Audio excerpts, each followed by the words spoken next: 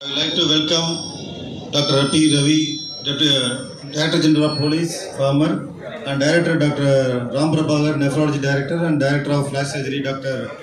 Krishnamurthy, and all the directors and consultants and all the members of the family and the press and media who are gathered here on this National Organ Donation Day.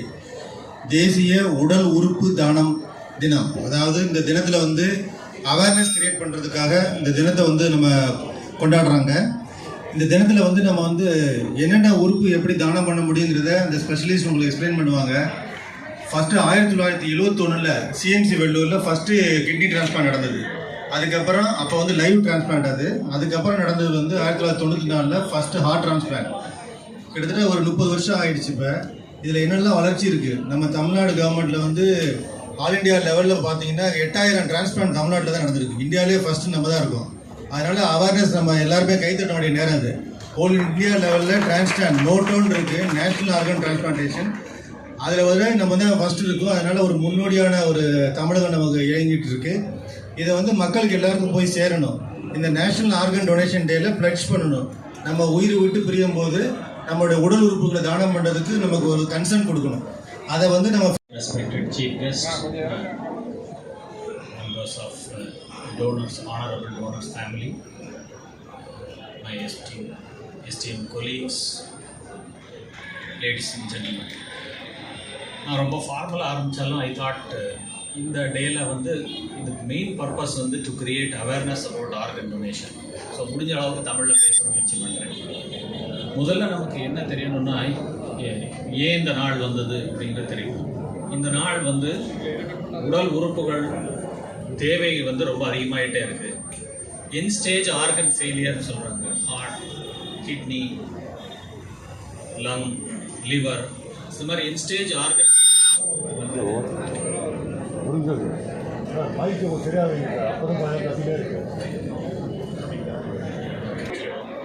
ஏன் அப்படி சொல்கிறோம்னா organ transplant பண்ணவங்களால தான் return to normalcy வர முடியும். அவங்களோட life span increase ஆகும். அவங்க நார்மலாக சாப்பிட முடியும். அவங்களோட ரெஸ்ட்ரிக்ஷன்ஸ் இன் லைஃப் எல்லாமே இல்லாமல் அவங்க ஃப்ரீயாக இருக்க முடியும். அவங்களோட லைஃப் ஸ்பேன் வந்து ஆல்மோஸ்ட் இப்போது டயாலிசிஸை கம்பேர் பண்ணிங்கன்னா கிட்னி டிரான்ஸ்பிளான்ட் பண்ணிக்கிட்டால் அவங்களுக்கு 2 மடங்கு அவங்களோட லைஃப் ஸ்பேன் அதிகமாகும். ஸோ இதுதான் அதனால தான் என் ஸ்டேஜ் ஆர்கன் ஃபெயிலியருக்கு ஆர்கன் டிரான்ஸ்பிளான்ட் தான் ட்ரீட்மெண்ட் ஆஃப் சாய்ஸ்னு சொல்லுவோம். பட் ஏன் பண்ண முடியல அப்படின்னா there is a drastic difference in organ சப்ளைக்கும் டிமாண்டுக்கும் பயங்கர மிஸ்மேட்ச். இப்போ உங்களோட ஒரே ஒரு ஸ்டாட்டிஸ்டிக்ஸ் ஷேர் பண்ணுறேன். இது வந்து டிரான்ஸ்பிளான்ட், அதாவது இந்தியன் ஆர்கன் டிரான்ஸ்பிளான்ட் ஆக்ட்னு ஒன்று இருக்குது. அதுபடிக்கு வந்து நம்ம ஸ்டேட் வைஸ் வந்து ஒரு கோஆர்டினேட்டிங் அத்தாரிட்டி இருக்குது. அதாவது சார் சொன்ன மாதிரி நோட்டோங்கிறது வந்து national level organ and tissue transplant organisation. அதே மாதிரி every state has a SOTTO, state transplant and tissue transplant organisation. So இந்த சோட்டோ வந்து தமிழ்நாட்டில் பேர் வந்து டிரான்ஸ்பிளான்ட் அத்தாரிட்டி ஆஃப் தமிழ்நாடு. இவங்க தான் வந்து இந்த ரெஜிஸ்ட்ரியை வந்து மெயின்டைன் பண்ணுறாங்க. ஸோ இந்த ரெஜிஸ்ட்ரியில் இப்போ பார்த்தீங்கன்னா இது வந்து மே டேட்டாவில் 6939 பேஷண்ட்ஸ் வந்து வெயிட் பண்ணுறாங்க ஆர்கன்ஸுக்கு. இதில் வந்து கிட்னி மட்டும் 6266 பேர் வெயிட் பண்ணுறாங்க. ஆனால் இந்த ஜூன் வரைக்கும் நம்ம எவ்வளோ டோனர் ஐடென்டிஃபை பண்ணியிருக்கோம்னா 118 தான் பண்ணியிருக்கோம். ஸோ 6000 எங்கே இருக்குது, 118 எங்கே இருக்குங்கிறது உங்களுக்கே தெரியும். So there is a drastic need. இன்னொன்று, நிறைய பேர் ஆர்கன் இல்லாமல் உயிரிழக்கிறாங்க. இப்போ பார்த்தீங்கன்னா அமெரிக்கன் டேட்டா ஒன்று இருக்குது. அன்ஃபார்ச்சுனேட்டாக நம்ம இந்தியாவில் வந்து நம்ம இந்த வெயிட்டிங் லிஸ்டட் பேஷண்ட்ஸ்க்கு என்ன ஆகுதுங்கிறத நம்ம ஐடென்டிஃபை பண்ணுறதில்ல. ஸோ அமெரிக்காவில் பார்த்தீங்கன்னா ஒரு நாளில் 17 பேர் ஆர்கன் இல்லாதனால உயிரிழக்கிறாங்க, டயாலிசிஸில் வெயிட் பண்ணுறாங்க. ஸோ இதனால தான் நம்ம திருப்பி சொல்கிறோம், நம்ம வந்து உயிரிழந்த பிறகு, மூளைச்சாவடைஞ்ச பிறகு இந்த ஆர்கன்ஸ் வந்து அதை போய் எரிக்கிறதுனாலையோ அதை போய் புதைக்கிறதுனாலையோ யாருக்கும் எந்த உபயோகமும் இல்லை. நம்ம இன்னொரு வாழ்வு வாழலாம். நம்ம உறுப்பு தானம் பண்ணலாம். அதன் மூலமாக வந்து நாடு மட்டும் இல்லை, மிச்ச பேர் பயனடைவாங்க. நம்மளோட ஹெல்த் கேர் எக்ஸ்பெண்டிச்சர் குறையும், குவாலிட்டி ஆஃப் லைஃப் இம்ப்ரூவ் ஆகும், காஸ்ட் ஆஃப் கேர் குறையும். ஸோ நிறைய பெனிஃபிட்ஸ் இருக்குது ஆர்கன் டொனேஷனில். அதனால் எல்லாருமே உறுப்பு தானம் வர்றதுக்கு முன் வரணும் அன்போடு கேட்குறேன். Thank you very much. अंगदान जन ஜக்ருப்தா அப்படின்னு சொன்னா அவேர்னஸ், அபியான் அப்படின்னா கேம்பெயின். இது வந்து ஆர்கன் டொனேஷன் அவேர்னஸ் கேம்பெயின். இப்ப இந்தியாவுடைய மக்கள் தொகை வந்து ஒரு 160 கோடி.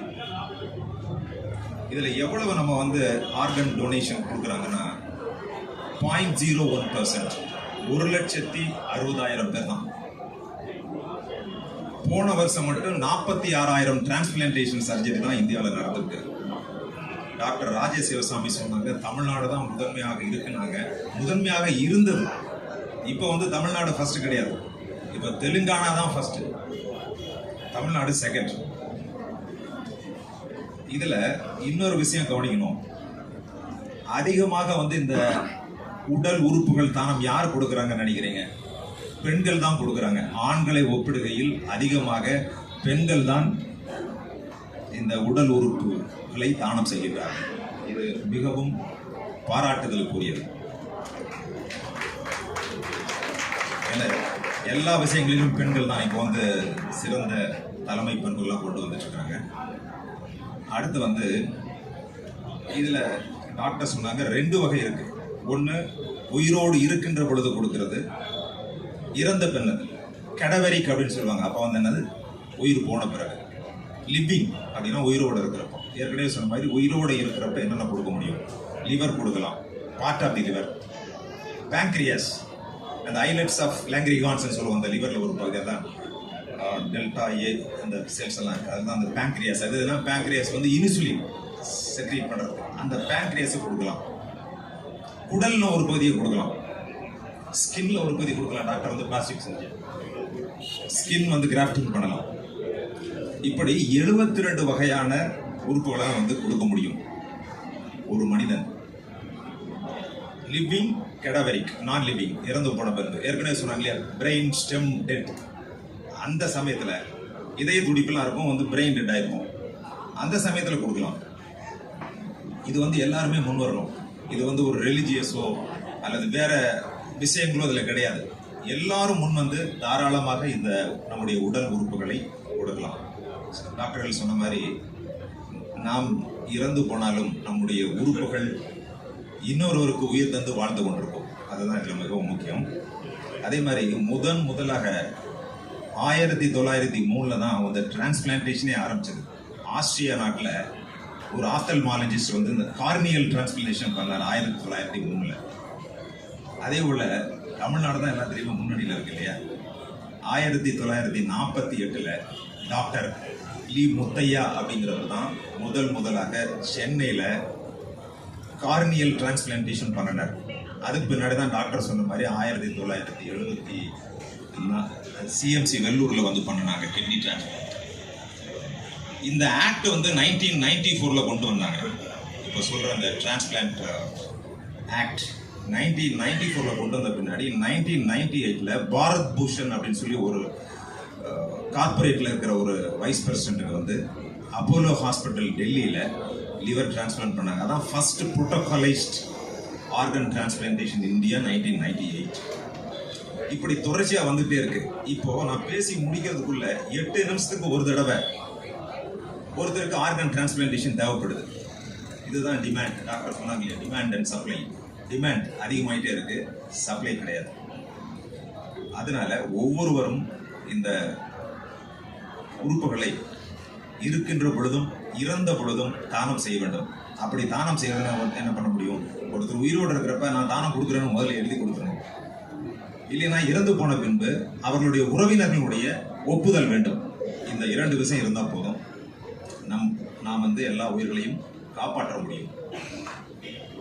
எனவே இந்த இந்தியன் ஆர்கன் டொனேஷன் டே, இந்திய உடல் உறுப்புகள் தான நாள் இன்று கொண்டாடப்படுகின்றது. எதற்கென்றால் ஒரு விழிப்புணர்வு வேண்டும்.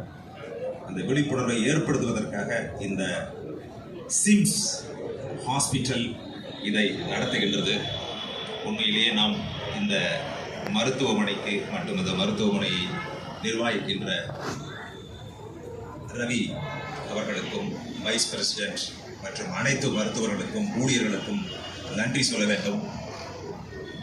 இன்று முதல் ஒரு விழிப்புணர்வு தொடங்கட்டும்.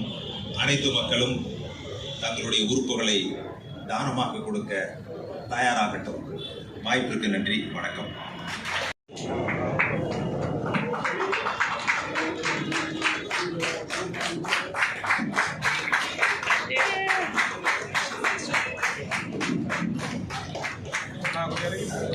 Mr. Raja was born in Calicut, educated BBA, MBA, LLB. He is married and blessed with a daughter. He is an advocate from High Court of Madras. His nature and hobbies are swimming, traveling, socializing with friends, helping tendency. Organs that he donated: liver, kidneys, heart, dual lungs, heart valves, cornea and skin. எல்லாருக்கும் வணக்கம். என் பேர் நட்ராஜன். சீக்கிய ராஜனோட close friend, sports ஃபண்டமெண்டலான பிரதரும் கூட தான். லாஸ்ட்டாக அவரோட 10 வருஷமாக என்னோட பிஸ்னஸ் பார்ட்னர், ஃப்ரெண்ட்ஸ் எல்லாமே அவரோட இருந்தார். அவரை பற்றி சொல்லணுன்னா நிறைய ட்ராவல் பண்ணுவார். எதுக்கு ட்ராவல் பண்ணுவார் அப்படின்னா, என்ஜாய்மெண்ட் மட்டும் இல்லை, ஒவ்வொரு இடத்துலையும் ஒரு புது புது ஃப்ரெண்ட்ஸுங்க, புது புது ஆளுங்க, அங்கே உள்ள என்ன ஃபுட்டு எல்லாமே கேட்டு லைக் பண்ணி சாப்பிட்டுட்டு திருப்பி அங்கேயே வந்து என்ஜாய் பண்ணுவார். Mr. Ganapathy Akash was aged 24, place of birth Erode, Tamil Nadu. He is graduated in BE Civil Engineering, single with a sister. His profession was site engineer at a private firm at Erode. His natures and hobbies are football, affectionate towards pets, helping tendency. During COVID, he has helped old age people by giving foods and shelter, orphanage homes, etc. Highly spiritual, positive attitude, helping others who are in need. Organs that he donated are liver, heart, dual lungs and corneas. Dr. Bhuvaneshwari was born in Pondicherry and settled in Chennai. She is educated MBBS, DMRD, DNB and FRCR. Last worked in ESIC Medical College and Hospital KK Nagar. Her hobbies and nature are always compassionate, punctual, she is a good orator, empathetic, helping tendency, reading books, sharing knowledge, gave various married. His profession was project manager, Madras Fertilizer Limited. Hobbies and natures are reading books, singing, helping tendency, interaction with youth. Organs that he donated are liver, kidneys, heart, dual lungs and corneas.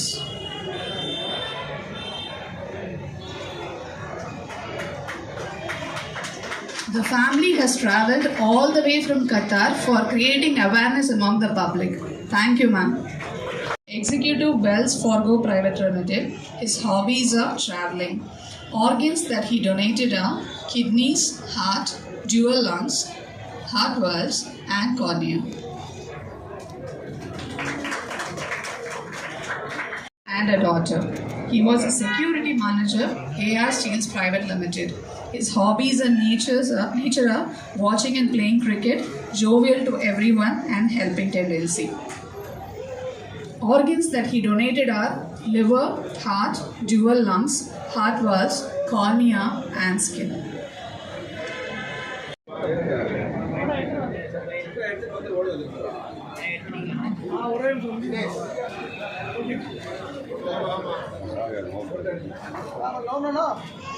No.